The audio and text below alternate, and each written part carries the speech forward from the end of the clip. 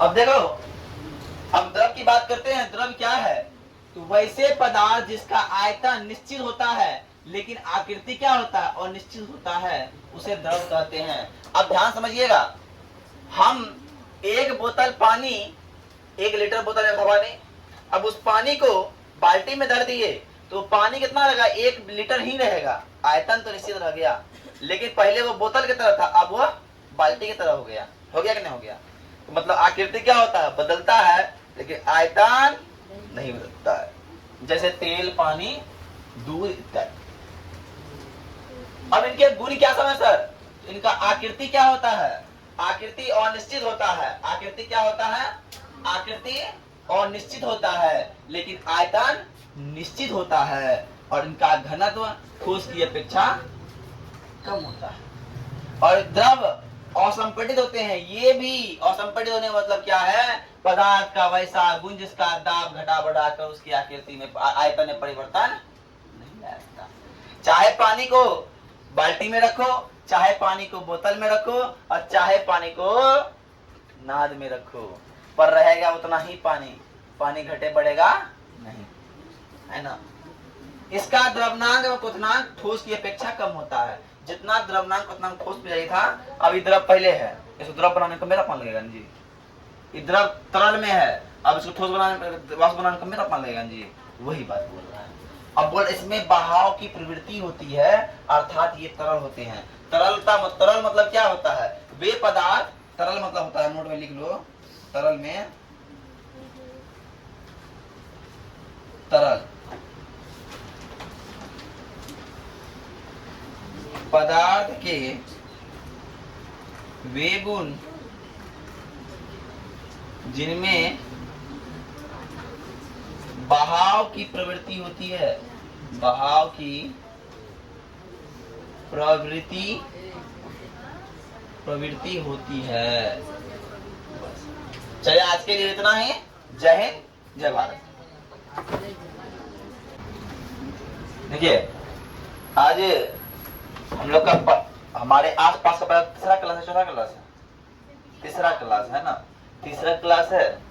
हम अब तक पढ़ चुके पदार्थ क्या होता है, पदार्थ के कण क्या होते हैं, इनके बीच का अंतराणु स्थान क्या होता है, अंतराणु आकर्षण बल क्या होता है, ठोस क्या होता है, इसके आकृति आयतन निश्चित होते हैं या अनिश्चित होते हैं, द्रव के बारे में पढ़े। और आज वो पढ़ना किसके बारे में? गैस के बारे में। किसके बारे में? किसके बारे में? गैस के बारे में। तो अब गैस क्या है सर? तो गैस भी पदार्थ है। गैस क्या है? पदार्थ है, लेकिन इसका गुण क्या है? उन सब में जो भी था, लेकिन इसका आकृति और आयतन दोनों अनिश्चित होता है। क्या होता है? अनिश्चित। आप गैस को कहीं छोड़ दीजिए तो किधर चले जाएगा पता ही नहीं चलेगा, है कि ना? मम्मी का सिलेंडर गैस निकल जाए, खाली महा करता है गैस निकल रहा है, पता चल रहा है कौन घर में है, किधर जा रहा है गैस, उड़ता हुआ दिखता है। वैसे जो कि वो लिक्विड होता है, पानी वाला गैस है, वो जो टैंक होता है, टैंक में गैस नहीं भरा होता, पानी भरा होता है। ऐसे गैस को हिलाएगी तो लगता हिल रहा है पानी की तरह, ठीक है? उसको एलपीजी बोलते हैं, लिक्विड पेट्रोलियम गैस। चलिए बात अलग, उसके बारे में बताएंगे। तो गैस का प्रकृति क्या होता है? किसी बॉटल में गैस आप खोल के निकाल दीजिए तो किधर जाएगा पता नहीं चलेगा, वो किस बोतल में है, किस कहाँ है, मतलब तो उसका आकृति डिफाइन है, ना तो उसका आयतन डिफाइन है ना? गैस का ना तो आकृति डिफाइन है, ना तो आयतन डिफाइन। आए बात समझ में? तो समझ में आता है जी? आ रहा है कि नहीं? हाँ। अब ओकरा बाद क्या आता, देखो, जैसे हवा हुआ, वाष्प हुआ, ये सब क्या है? गैसे है ना? ये क्या है? गैस है। अब आते हैं गैस के क्या क्या गुण होते हैं। तो भैया, गैस के ना तो आकृति निश्चित होते हैं और ना तो आयतन निश्चित होते हैं, और इनके कणों के बीच बहुत कम अंतराणु आकर्षण बल कार्य करता है। अंतराणु बल, आकर्षण बल कार्य करता है। मतलब कल हम बताए थे गैस के कण आपस में स्पष्ट जुड़े नहीं रहते हैं। बोलते भैया हमको निकलने दो, हम किसी के अटैचमेंट नहीं लगा रखेंगे। गैस जो है किसी से अटैचमेंट नहीं रहता है, समझे? हवाओं की तरफ बिखरते रहता है। गैस का कोई गुण नहीं है भैया, हम तुम्हारे साथ में हमेशा रहेंगे। अपना कन को लिया, कन को लेकर पकड़ के है, गैस का कोई प्रकृति नहीं है कि नहीं?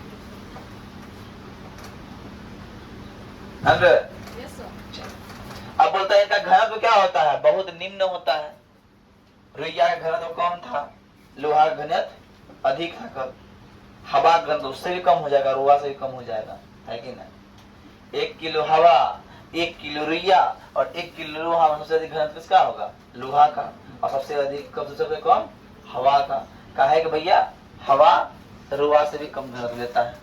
अब बताओ 1 किलो हवा को रखने के लिए इतना स्पेस लगा सकते हैं और 1 किलो रुइया के लिए इतना स्पेस, 1 किलो लोहा के लिए इतना स्पेस, है कि नहीं? अरे है कि नहीं? आप बता, ये क्लास में हम भर देंगे 100 विद्यार्थी भर देंगे, धर धर धर धर, एक बज में 10 विद्यार्थी बैठाएंगे, बैठो जल्दी जबरदस्ती, तो बैठ क्लास का घनत्व हो जाएगा ज्यादा।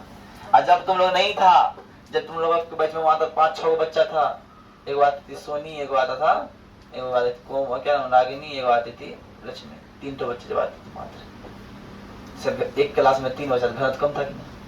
है कि नहीं? अब घनत्व हो गया ना। चलो अब आते हैं ये संपीड़ित होते हैं। कल हम बताए थे असंपीड़ित मतलब जिसको दाब देकर ना तो उसका आकृति ना तो उसके आयतन में कोई परिवर्तन नहीं करता।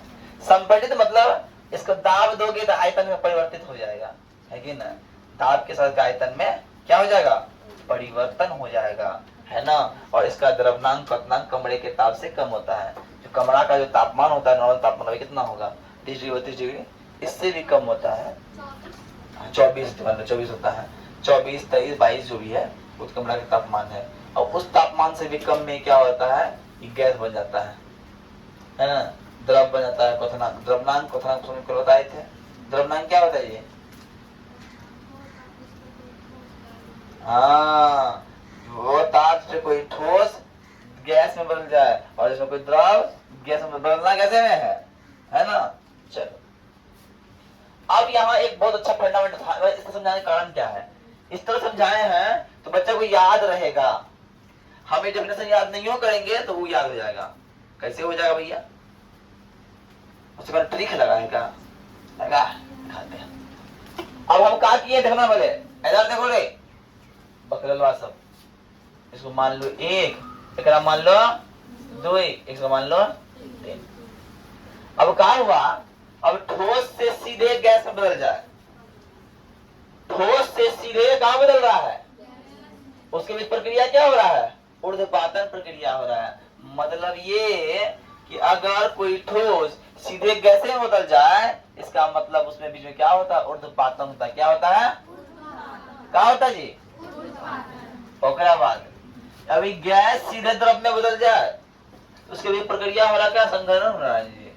मतलब द्रव का सीधे गैस में बदलना, गैस का सीधे द्रव में बदलना क्या कहलाता है?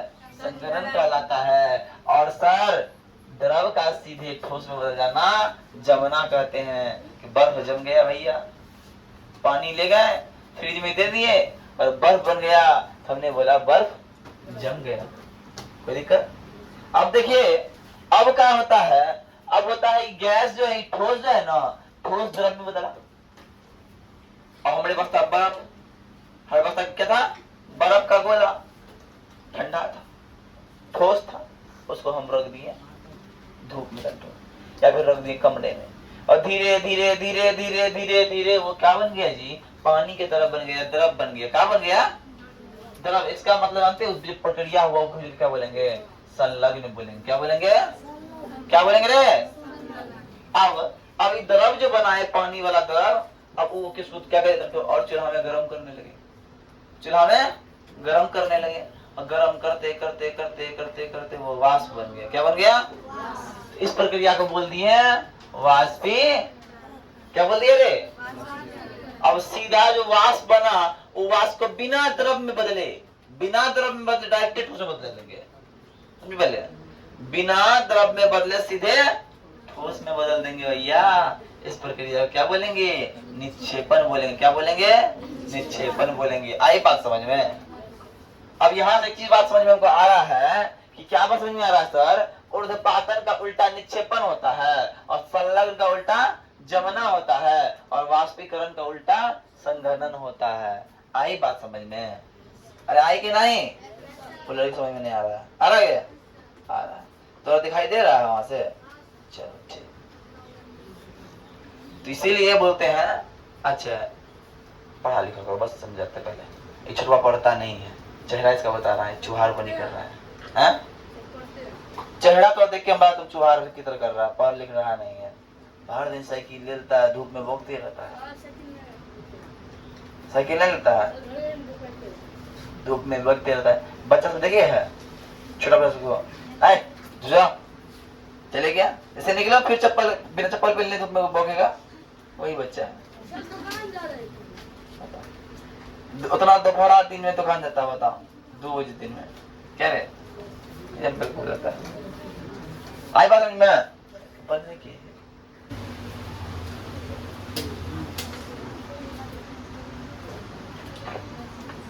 आज आई फिर बात नहीं करेगा जरा, कोई भी जरा सा चूजे करने करना हो तो बहुत पीटेंगे।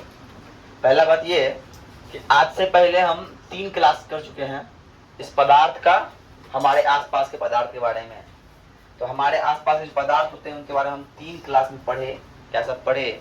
ठोस, द्रव, गैस के बारे में पढ़े। पदार्थ किसे कहते हैं, ठोस की प्रॉपर्टी, द्रव की प्रॉपर्टी, गैस की प्रॉपर्टी, और बहुत सारा ऐसा विधि जिसमें कि द्रव से वाष्पन कैसे बनता है, वाष्प से द्रव कैसे बनेगा, द्रव से ठोस कैसे बनेगा। इन सारी प्रक्रियाओं के बारे में हमने कल डीपली जाना था। और एक बना के, एक आकृति बना के, एक चित्र बना के हमको समझाए थे, उसे कोई भूलेगा नहीं ऐसा, है ना। तो ऊर्ध्वपातन बताए थे, संगलन बताए थे, है ना, जमना बताए थे, है ना, और सब विधि जो सेम उसी तरह से मिला उनको हम लोग कर सकते हैं, ठीक है ना। तो आज जो है मेरा जो टॉपिक है वो वाष्पन से शुरू होता है। और वाष्पन क्या है पहले ये बात जानना है। अब एक बात देखते होंगे आप लोग, कभी कटोरा में पानी रख दीजिए, ठीक है, छोड़ दीजिए कहीं भी, 1-2 दिन के अंदर पानी अपने आप कम हो जाता है, होता है?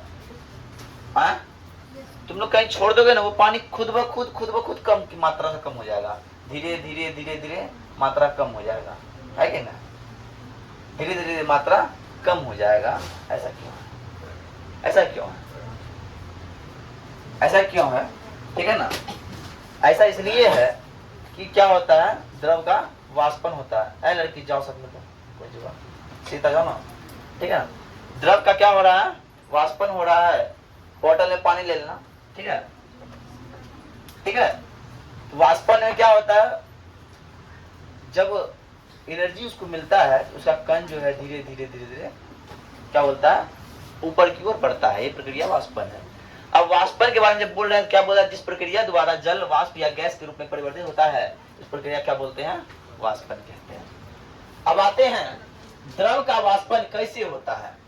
जब समझिएगा, जब द्रव में हम क्या बताएं, जब किसी द्रव में उष्मा प्रवाहित की जाती है तो द्रव के जो कण होते हैं ना, जो कण के बीच में कुछ मात्रा में जो आकर्षण बल लगा रहता है, वो आकर्षण बल खत्म हो जाता है।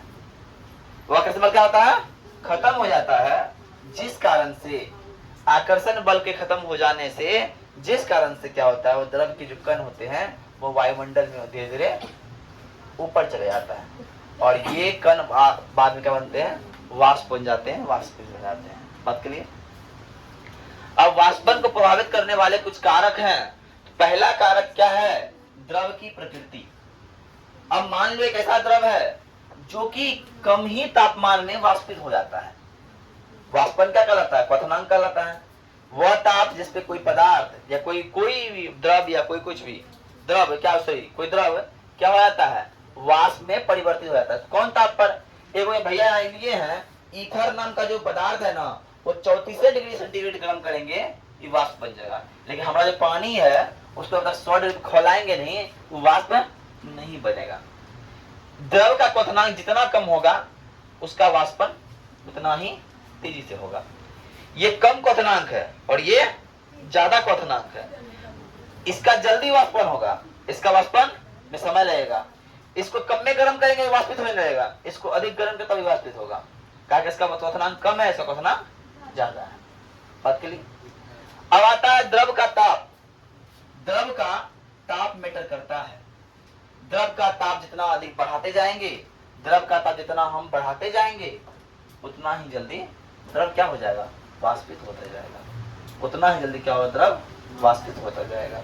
और वायु का वेग तेज रहने पर भी हवादार स्थानों पर वाष्पन हो जाता है। काहे होता, हम बताए थे भी कि हवादार स्थानों पर एक बाल्टी में, एक कटोरी में, एक गमला में पानी रख दो, लेकिन पानी की मात्रा 1-2 दिन के अंदर या 1 घंटा के अंदर कुछ मात्रा घट जाती है, तो वो पानी गया कहाँ, वो पानी वाष्पित होकर हमारे वायुमंडल में चला जाता है। क्या चला जाता है, वाष्पित होकर हमारे वायुमंडल में। अब एक तो बात आता है कि आर्द्रता क्या है सर, आर्द्रता क्या है। तुम लोग बोलते हो सर आजकल मौसम में नमी दिख रहा है, नमी सोचती है ना, थोड़ा लगता है कि भींगा भींगा टाइप का। कोई चीज कॉफी भी रख दो, कहीं पानी नहीं पड़ा है, जो कॉफी ले जाकर मसवा गया है, ऐसा लगता है कि फील होता है ना। तो ऐसा तब होता है जब वायुमंडल में क्या होता है, जानते हो, आर्द्रता होता है। क्या होता है, आर्द्रता। मतलब हवा में जलवाष्प की मात्रा बढ़ जाती है। हवा में क्या होता है, जलवाष्प की मात्रा बढ़ती है। इस स्थिति में क्या होता है, उसको आर्द्रता कहते हैं। और जब वायु में जलवाष्प की मात्रा कम हो जाती है तो बोलते हैं शुष्क वायु है। साला कितनों घरों के अंदर रखो, अपने आप पन्ना सूख जाएगा, पूरा सूखा हुआ दिखेगा, समझ में आएगा। ऐसा क्या होता है, आर्द्रता नहीं होता है, हवा में जलवाष्प की मात्रा क्या होती है, कम हो जाती है। कोई दिक्कत है लड़का, तो नाम क्या है, क्या नाम है? इतना स्लो बोले हम सुनाई नहीं दे रहा है। विक्रम कुमार। तो विक्रम कुमार तुम बोर्ड को देख नहीं रहा है, कैसे समझ में आएगा, समझे, देखना है। अब आते हैं सर क्वथना वाष्पन पर है, और क्वथन हम लोग पहले पढ़ चुके हैं, क्वथन पढ़ चुके हैं। सर इतना में डिफरेंस क्या अंतर है दोनों में? तो अंतर ये है सर, देखिए क्या अंतर है। तो वाष्पन जो है यह एक अपने आप होने वाली प्रक्रिया है जो सभी तापों पर हो सकती है ना। वाष्पन क्या है समझे पहले, वाष्पन जो है खुद होने वाला प्रक्रिया है। इसके लिए हमको कोई टेम्परेचर, कोई आगे क्या बगल से बाहर से हीट देने की आवश्यकता नहीं है, खुद हो जाएगा। वायुमंडल में भी हो जाता है ना। लेकिन यही है फर्क, इतना है जितना ताप मिलेगा उतना जल्दी वाष्पित होगा, लेकिन खुद ब खुद होने वाली प्रक्रिया है। लेकिन ये जो क्वथन है खुद होने वाली प्रक्रिया नहीं है, इसके लिए एक ताप की आवश्यकता होगी। अब हम क्या बोले, इसके लिए एक ताप की आवश्यकता होगी। चलिए दूसरा क्या है, इसमें बाहर से उष्मा देने की आवश्यकता होती है। इसमें क्या होती है, बाहर से एक्स्ट्रा एनर्जी देने की आवश्यकता पड़ेगी, लेकिन इसमें कोई एक्स्ट्रा एनर्जी देने की आवश्यकता, इसमें कोई एक्स्ट्रा एनर्जी देने की आवश्यकता नहीं होती है वाष्पन में, लेकिन इसमें देना होता है। क्या है भैया, हम जानते हैं कि जल को वाष्प बनाने के लिए 100 डिग्री टेम्परेचर चाहिए, और हमारे पास 70 डिग्री था, तो हम क्या करेंगे, 100 डिग्री बनाना पड़ेगा। इसीलिए क्या हो जाएगा, इसमें देने की आवश्यकता पड़ती है। और इसमें जब आते हैं, यह द्रव का सिर्फ ऊपरी सतहों पे होता है। वाष्पन द्रव के सिर्फ ऊपरी भाग को करता है, अंदर तक नहीं, अंदर से जल वाष्प नहीं बनाता, अंदर से कुछ खौलाता नहीं, अंदर से पानी को वाष्पित नहीं करता है। एक जब क्वथनांक करते हैं तो वो अंदर तक झकझोर देता है, पूरा गर्म होते हुए अंदर का गर्मी बाहर आता है, और बाहर आके जल वाष्प बनने लगता है। लेकिन इससे ठंडक उत्पन्न होती है। अब तुम लोग बताते हैं, एक बार बताओ, जब कूलर का पानी वाष्प होता है, जब कूलर में पानी डालते हैं तो वाष्प बन के हमारे शरीर में आता, तुमको मजा आता है, ठंडा लग रहा है, वो लगता है कि नहीं जी, लगता है। लेकिन जब मम्मी वही पानी को गर्म करती है, ठीक है, जब गर्म की, जब हंडी के ऊपर जो रहता है लगा हुआ ढक्कन जिसको बोलते हैं, जब उसको हटाएगा तो उसके बाद जब वाष्प निकलता है, हाथ जल जाएगा उससे। और जानती है इतना तगड़ा लहर मारता है जो जला हुआ हाथ, उससे तो आग में हाथ जल उतना लहर नहीं मारेगा जितना वाष्प से होगा। ऐसा डिफरेंस तब है कि वहां क्वथन हो रहा है और यहाँ वाष्पन हो रहा है। कूलरवा में हो रहा है का वाष्पन, लेकिन मम्मी जब भात बनाती है, हंडी जब गर्म हो जाता है, और जब हम हंडी का ढक्कन हटाते हैं, उससे जो गैस निकलता है वहां क्या होता है, क्वथन होता है। आई बात समझ में? ये लोग बोलते हैं तुम लोग पढ़ लिख लो तो भात बनाना नहीं पड़ेगा, ठीक है, नौकरी करेगी, दुला का बना तुम बनाओ, हम नौकरी करते हैं तुम बनाओ का जी। और तुम नौकरी करेगी, तुम पढ़ने में रहेगी बकिया, तो कैसे करेगी, है ना। बेइज्जती नहीं कर रहे हैं, हम रियलिटी बता रहे हैं। तुम लोग अगर वास्तविकता बोलते हैं, इतना ताकतवर बनो, इतना ताकतवर बनो कि अपना पिताजी को, हम बातें हैं, लड़की जो लड़का से बेहतर कर सकती है, ये आरक्षण इतना है लड़की को, तो लड़की लोग थोड़ा सा, लड़का अगर ना 100% पढ़ता है, लड़की 60% पढ़े तो लड़का से बेहतर कर सकती है, लेकिन अपॉर्चुनिटी है, करने को तैयार ही नहीं है। लड़की सोचेगी नहीं, हमारा क्या है जी, हमको पप्पा कमा के देता है, आगे कोई और कमा के देगा, इस सोच तक हटेगा नहीं तो लड़की का तरक्की विकास होगा नहीं। आई बात समझ में? तुम लोग करना क्या है, इतना पढ़ो, इतना मन लगा कुछ करो, इतना बेहतर इंसान बनना है कि पहला गिफ्ट पप्पा जिंदगी में आज तक कार पे चलाने है, हम अपना पैसा से कार खरीद देंगे पप्पा को। पप्पा कार पे चलिए, पप्पा खुश, तुम मेरा बेटी नहीं है जी, तुम मेरा बेटा है, बोलता है ना, क्योंकि बोलता है कि नहीं, तो ये फील जिस दिन बाप को हो जाएगा ना, तो उस दिन तुम उत्तम क्वालिटी की बेटी बन सकती है। लड़का लोग क्या है, सब कुछ करेगा, फिर भी बाप बोलेगा बेटा ही है क्या ना? ये लोग कुछ नहीं करने वाला है, और हमको लगता भी नहीं पढ़ने वाला कोई अच्छा से है, पढ़ता भी नहीं है कोई मन लगा के, समझे? लेकिन एक बार बहुत बड़ा बात बताते हैं, लड़का कंधा होता है ना, जिम्मेदारी से दबने लगता है, इतना दबाता है, इतना दबाता है, ऐसा हो जाएगा लगता है, कहेंगे उसके कंधे पे बहुत सारा जिम्मेदारी आने वाला है। तुमको लग रहा है बाबू कि हम लोग स्वतंत्र हैं, हम लोग कोई परेशानी नहीं है, न पढ़ेंगे न करेंगे कुछ, तो कोई दिक्कत नहीं है। जब न कांधे पे भार आएगा ना, किसका? मम्मी पापा का भार, अपना मेहरारू का भार है ना, मेहरारू से आने वाला आगे पीढ़ी का भार है ना, तो अभी ऐसे के खड़ा रहते हैं ना, तभी ऐसे हो जाओगे। काहे के बताते हैं, ये जो हर कुछ जो है, तुम तो पढ़े लिखे नहीं, तुम तो पढ़े लिखे नहीं, जब पढ़ोगे लिखोगे नहीं तो क्या करोगे? क्या करोगे? मजदूरी करोगे, किसी खेत में काम करोगे, कितना पैसा मिलेगा? इतना सा पैसा में। अब इतना सा पैसा में तुम अपना बाल बच्चा का पेट भरोगे, माँ बाप का पेट भरोगे, क्या मेहरारू का डिमांड पूरा करोगे? पता ही नहीं। जब भी आएगा तो गालियां सुनाएगी, तो सुनने को तैयार रहना। हम तो लोग ये हम उल जुलूल बात नहीं बोल रहे हैं, ये हम उनका फ्यूचर बता रहे हैं, इसलिए अभी नहीं समझे फिर समझ ना समझी। सुन रहा है ना? सिर्फ आम चुनने से कुछ नहीं होता बाबू, पढ़ना पड़ता है। ठीक है, चलिए आज के लिए इतना ही, आप लोग जाइए घर। ठीक है, जय हिंद जय भारत।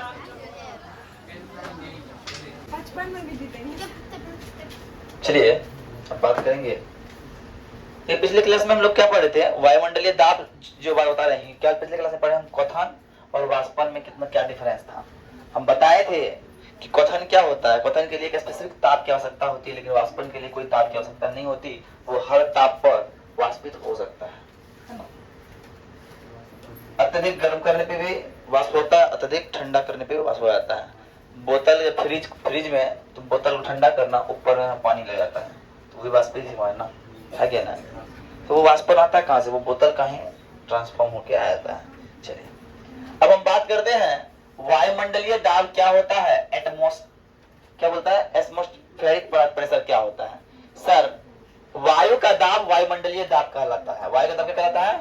वायुमंडलीय दाब कहलाता है। तो सर वायुमंडल क्या है? तो वायुमंडल, समुद्र तल पर वायु का दाब वायुमंडल कहलाता है। समुद्र तल पर जो वायु का दाब है उसको वायुमंडल कहेंगे, और वायुमंडल का जो दाब है उसको वायुमंडलीय दाब कहेंगे। बात क्लियर? अब सर दाब की इकाई पास्कल होती है। दाब की इकाई क्या होती है सर? दाब की इकाई पास्कल होती है, और एक एटमॉस्फेरिक प्रेशर बराबर 1.01 पावर 10 का पावर 5 पास्कल होता है। याद रखना, 1 एटमॉस्फेरिक प्रेशर बराबर 1 एटमॉस्फेरिक प्रेशर बराबर 1 एटमॉस्फेरिक प्रेशर बराबर 1.01 into 10 to the power 5 pascal होता है। बात क्लियर? अब क्रांतिक ताप क्या है? क्रिटिकल टेम्परेचर क्या है? गैस के संघनन के लिए, संघनन क्या होता है बताया कोई? संघनन क्या होता है कोई बताएगा? ऐसे ऐसे क्या है? कौन सी को? गैस को द्रव में बदलने में, मतलब गैस को जब द्रव में हम बदलते हैं, एक निश्चित ताप, जिसको निश्चित ताप से अधिक ताप पर गैस संघनित हो, हो नहीं सकती, उस ताप को क्या बोलते हैं? गैस का क्रांतिक ताप कहते हैं। मान लो क्या हो रहा है, अब किसी गैस को किसे बदलना है? द्रव में बदलना है। अब द्रव में बदलने के लिए कुछ ना कुछ टेम्परेचर कम करना पड़ता है जी, करना पड़ेगा। तो जो टेम्परेचर कम कर रहे हैं, अब उससे अधिक टेम्परेचर अगर लगने की आवश्यकता पड़े, हम पता है कि कितना लगेगा, उससे अधिक टेम्परेचर जो जितना लग रहा है, जितना टेम्परेचर लग रहा है, जितना अत्यधिक तापमान लग रहा है, उस अधिक तापमान को हम लोग क्या बोलेंगे? क्रांतिक ताप कहेंगे। क्या बोलेंगे? क्रिटिकल टेम्परेचर कहेंगे। अब सर आते हैं द्रवण की गुप्त ऊष्मा क्या होती है। द्रवण की गुप्त ऊष्मा, ध्यान समझिएगा, किसी पदार्थ के ठोस अवस्था से द्रव अवस्था में परिवर्तित होने के लिए जितना ऊष्मा की आवश्यकता होती है उसे द्रवण की गुप्त ऊष्मा कहते हैं। द्रवण की गुप्त ऊष्मा क्या हुआ? ठोस अवस्था से द्रव अवस्था में बदलने पर। अब बर्फ को पिघलने में जितना तापमान लगेगा, जितना ऊष्मा लगेगा, उस ऊष्मा को हम लोग क्या बोलेंगे? द्रवण की गुप्त ऊष्मा कहेंगे। जितना एनर्जी की आवश्यकता होगी उसे क्या कहेंगे? द्रवण की गुप्त ऊष्मा कहेंगे। जैसे यहाँ दिया है कि बर्फ का द्रवण की गुप्त ऊष्मा 3.34 10 का पावर 5 जूल पर किलो है। मतलब ये कि 1 किलो बर्फ को, अगर 1 किलो बर्फ को हम पिघलाएंगे उसके लिए हमको 3.34 गुना 10 का पावर 5 जूल ऊष्मा की आवश्यकता पड़ेगी। आई बात समझ में? अगर 1 किलो बर्फ को पिघलाएंगे कितना लगेगा? इतना लगेगा। मतलब ये कि बर्फ को द्रव में बदलने के लिए, पानी में बदलने के लिए जितना एनर्जी की आवश्यकता पड़ेगी, जितना ऊर्जा ऊष्मा की आवश्यकता पड़ेगी, उसे क्या कहेंगे? क्या कहेंगे? द्रवण की गुप्त ऊष्मा कहेंगे। वो नहीं आई जी, ठीक। अब वाष्पन की गुप्त ऊष्मा कैसे कहते हैं सर? तो वाष्पन की गुप्त ऊष्मा किसे कहते हैं? अब किसी द्रव को वाष्प या गैस में बदलने के लिए। अब बात समझिएगा, मेरे पास क्या था? पानी था। अब पानी को कितना एनर्जी दे कि वो गैस बन जाए? कितना एनर्जी दे कि गैस बन जाए? और जितना एनर्जी देंगे वो गैस बन जाएगा। उस एनर्जी को हम लोग क्या कहेंगे? वाष्पन की गुप्त ऊष्मा कहेंगे। क्या कहेंगे? वाष्पन की गुप्त ऊष्मा कहेंगे। यदि यह दिया हुआ है कि 1 केजी जल को गर्म करने, ऊष्मा क्या बोलते हैं, वाष्प बदलने के लिए 22.56 गुना 10 का पावर 5 जूल एनर्जी की आवश्यकता पड़ती है। क्या पड़ती है? 22 गुना 5 गुना 10 का पावर 5 जूल एनर्जी की आवश्यकता पड़ती है। 5 और 9 है, ठीक है ना। अब द्रव का हिमांक क्या होता है समझना। हिम मतलब बर्फ, द्रव मतलब पानी। पानी को द्रव, हिम में बदलना, बर्फ में बदलना, समझिए। वैसा ताप जिस पर कोई द्रव पदार्थ कहां बदलता है? ठोस में बदल जाता है ना। पानी जिस ताप पर बर्फ बन जाए भैया, उसी ताप को हम क्या बोलेंगे जानते हो? द्रव का हिमांक कहेंगे। और कहता है इस प्रक्रिया को द्रव का जमना भी कहते हैं, है ना। हम लोग पढ़ाए हैं हिमांक, जमना जहां लिखाए थे उसको हिमांक भी लिख सकते हैं, कोई दिक्कत? एक क्लास और लगेगा, हमारे आसपास के पदार्थ को हम लोग कर देंगे खत्म, कोई दिक्कत? केमिस्ट्री लोग बोलता है भारी, पर भारी है? केमिस्ट्री कितना इजी हम बता रहे हैं। हमारे पदार्थ की 3 अवस्थाएं होती है, ठोस द्रव गैस अवस्था। उसके अंदर क्या क्या फंडामेंटल्स होता है उन सब के बारे में हम लोग बात किए। हम लोग बात क्या कर रहे हैं? पदार्थ के बारे में, पदार्थ के कणों के बारे में, पदार्थ के कौन कौन से कण होते हैं, उनमें क्या क्या प्रकृति होती है, उनका क्या क्या गुण होता है, उन सब के बारे में पढ़े। ठोस का अलग गुण था, द्रव का अलग गुण था, गैस का अलग गुण था कि ना? था जी बकल लिया सब? मैं बताएं, तुम सब बकल लिया हो। हम पढ़ा रहे हैं तो लोग गप कर रहे, तो बकल लिए हुई ना? अरे हुई कि नहीं?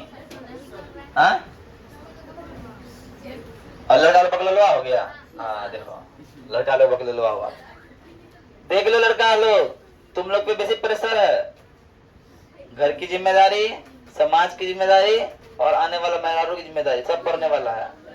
समझ रहे हो ना? इसलिए समाचार से हम रोज बोलते हैं, ठीक है ना? ठीक, पढ़ोगे ना?